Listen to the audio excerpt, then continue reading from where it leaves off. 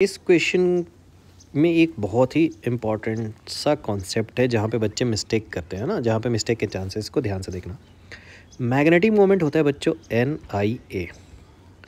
वैसे तो देखो जिनको फॉर्मूला पता है वो डायरेक्टली कर सकते हैं, Q⍵R²/2 आता है इसका मैग्नेटिक मोमेंट, और ये रिंग का भी आता है।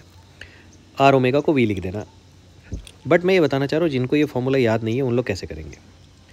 याद ये रखना, ये वाला n अलग होता है बच्चों, इसीलिए मैं इस क्वेश्चन को बता रहा हूँ कि ये n से कंफ्यूज नहीं होना।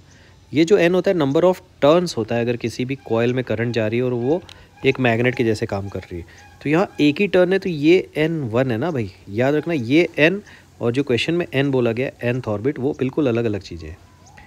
करंट की वैल्यू क्या होती है? Charge upon time period, area होता है πr²। नाउ अब इसकी प्रोपोर्शनलिटी देखनी है मुझे, तो टाइम पीरियड को मैं लिख देता हूँ डिस्टेंस अपॉन स्पीड, एक रिवॉल्यूशन कंप्लीट करने का टाइम। तो देखो वही चीज़ आ गई ना, Q⍵R²/2। ठीक है, अब पाई को चाहो तो कैंसिल कर दो, तो यह आ गया ERV/2। देखो एक R को आपने कैंसिल कर दिया।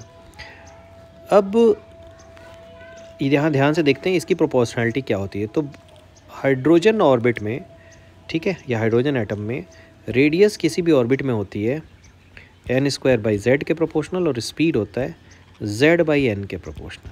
तो बस मुझे इसको यहीं रखना है, यहाँ वैल्यू पुट करनी है। तो म्यू की प्रोपोर्शनलिटी जो आएगी, क्वेश्चन में प्रोपोर्शनलिटी पूछी गई है, radius is proportional to n² and speed is proportional to z/n।